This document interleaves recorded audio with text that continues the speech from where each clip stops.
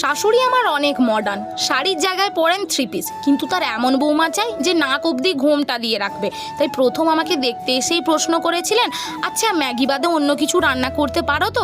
তখনই ভেবে নিয়েছিলাম শাশুড়ি বানাবো তো এনাকেই, আর প্রথম রাতে ম্যাগি রান্না করে খাওয়াবো। পোশাক আশাক দিয়ে যদি মানুষ মাপেন, হ্যাঁ তাহলে আমি গ্রামের ওই গেঁয়ো মেটাই, কারণ আমি শর্ট ড্রেসের থেকে বেশি কুর্তি পরতেই স্বাচ্ছন্দ্য বোধ করি। বিয়ের 2 দিন পেরোতে না পেরোতেই আমি ফ্রিজ ঘেটে ঘুটে কয়েকটা সবজি বের করলাম। ম্যাগি তো পাওয়া গেল না, তাই ইউপি দিয়ে কাজ চালালাম। একদম সাজিয়ে গুছিয়ে তৈরি করে ফেললাম রামিয়ান স্টাইল নুডলস।